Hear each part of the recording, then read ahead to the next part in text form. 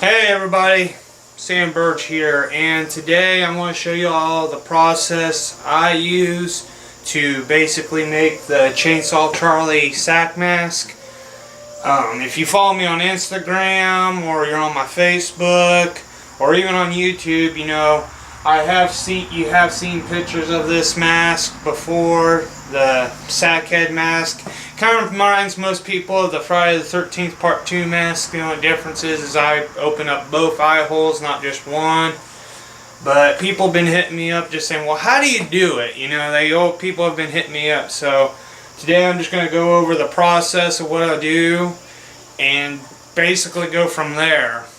As you can see, this is the Jason hockey mask over a mannequin head. What I did was this helps give it more circumference so that it can fit on people.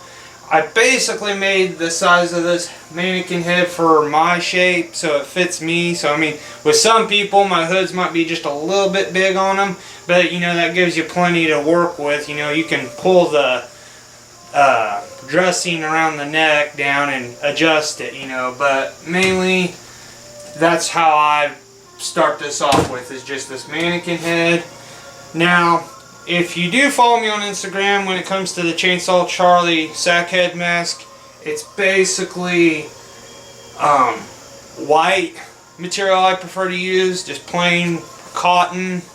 This is called muslin cotton. I like it. It's pretty thin, but it's not like see-through thin, as you can see, but you can actually, like, you know, it's not too thick so the wearer's not like overheating and stuff, because I like to make sure my masks are made for comfort.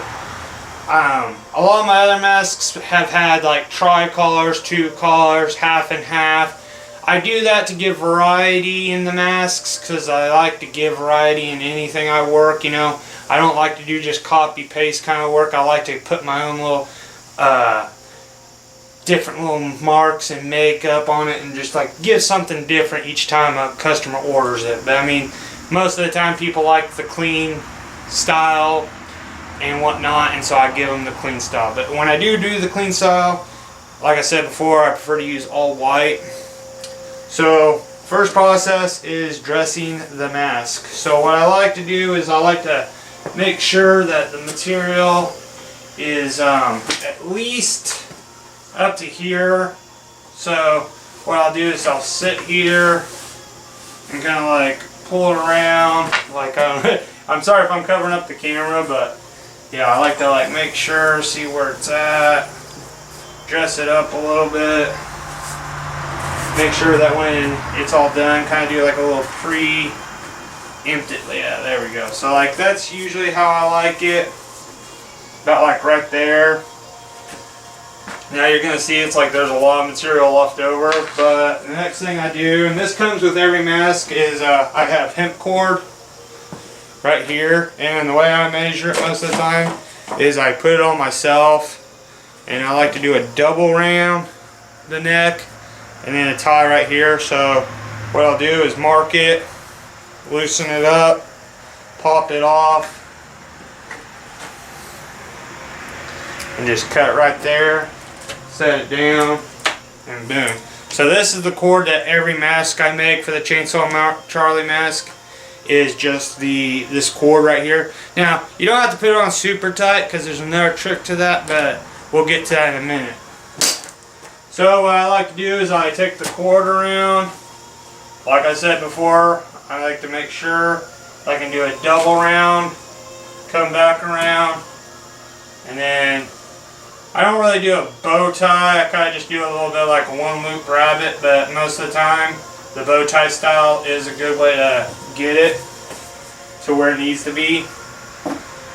And then the next thing is I'm going to take some scissors, cut off the excess, trim it up a little bit, and this is another method that I use, because people are like, well, you got a lot of excess, or you got like little scraps. See, now what I do is I'll save those scraps, put them aside, and sort of build up like a quilt.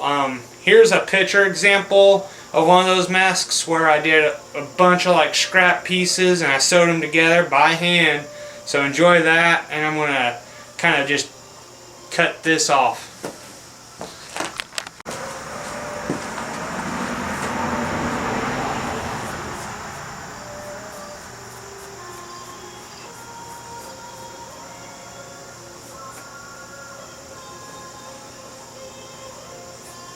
So for the next part, after you get the hood trimmed up around the dressing of the neck, next thing I like to do is take a needle, and if you can see it, some black thread.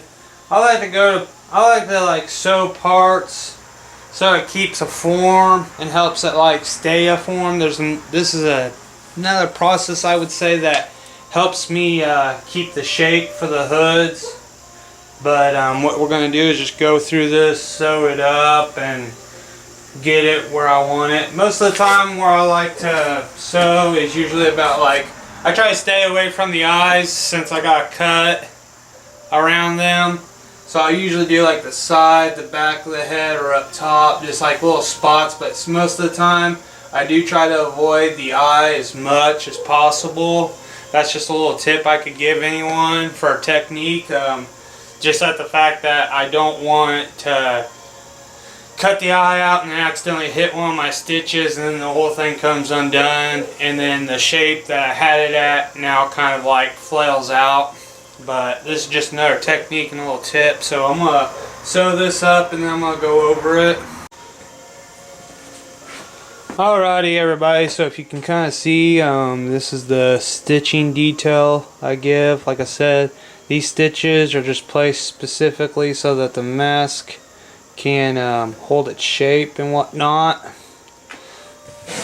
Turn it. See, like right here, down here. I like doing the one like a little bit side to the face, like right here and right here. Let me turn it.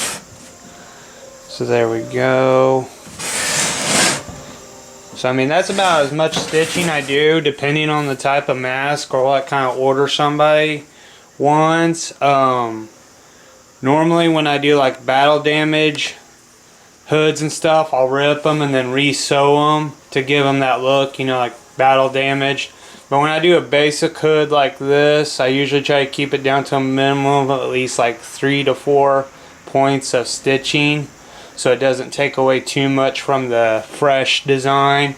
But like I said, this also is something that I do that helps maintain the shape of the mask and whatnot, and so that when the person puts it on, you know, they're not sitting there fidgeting with it trying to get to line up. It kind of like synchronizes with the person's face.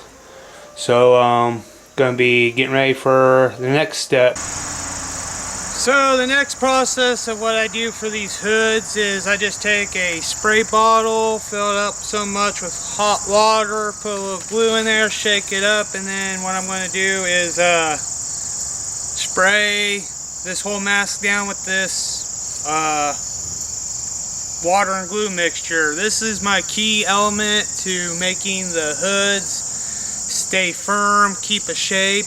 Now some of you will be like, well, won't the glue kind of make it like stiffer and like, you know, make the fabric more fragile? No, not really, because the mixture I learned is like if you do about 75% water and 25% glue, the glue will stay enough, it'll soak into the fibers where you can wash them and whatnot. You don't have to worry about, like, you know, it like breaking because the glue starched it up so much. Now it's like, you know, a solid piece where you can just snap it. So I mean, basically that's what I'm going to do with this hood, is just spray it down, soak it, and then let it sit in the sun and dry. So I mean, this is the basic process, and I mean, this is really honestly all I got to really show after this point, because the process after that is just let it dry, and then I cut the eye holes out. But all you gotta really do is just, you know, soak her down, get her nice and soaked, and then just let the glue do its process of bonding it. I do like to hit the face a little bit more, because that's the main part I worry about, because I want that thing to have a shape and whatnot. I'll hit the back, I'll hit the top. Just key spots to kind of make like a shell, a solid shell, or at least a piece that where it's easy for the wearer to know where their head goes or how to make it fit right. So I mean, this is the whole process after that. Really honestly, after this point, like once I get it nice and soaked, I'm gonna let it do it. Some masks I'll do about 2 spray overs, some I'll do 3, some I can just do 1, but you really can't really tell until it actually dries to see how firm or how solid the fabric is now. So I mean, it's kind of like that's how I go with it, but just remember 75% water and 25% glue, and just douse the hood, and I guarantee it will keep shape. It won't be hard. You won't have to struggle about it shifting on you. It's a really nice little process I came up for myself. A lot of people that do the sack masks, they just throw a bag over their head, cut the eye holes out, and then that's it. The problem I have with that is it never stays uniformed how you want it. It'll shift, it'll move. So I mean, this is a process I came up with and it seems to work. You can use it. Just credit me if you do, so I can at least get some credit for this idea. Please and thank you.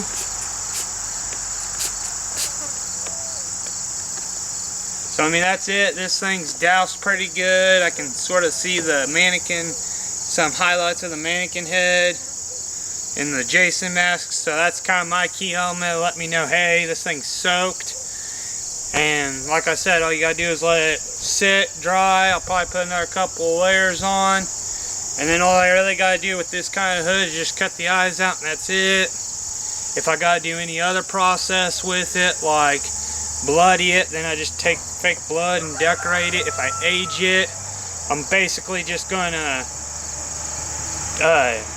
get some tea water, douse it. That's my favorite process when I do the aging. I use tea water, black paint, and I just put it in my little sprayer right here and douse it, let it soak. I mean, that's the whole process. I mean, battle damage is battle damage. I mean, I do tears, nicks, and whatnot for it, but that's the whole process of how I make these masks. So I want to say thank you all for watching. Please like, comment, subscribe. Tell me what you think. If you want to know some more, feel free. You can hit me on Etsy at Under the Coffin Pro Duck. It's right there for you. Instagram, all that goodness, you know. Just feel free to hit me up if you want to make your own hood. This is how I do it. If you want to order one from me, feel free to hit me up. I take custom orders, or I can make you one of these, no problem. Back.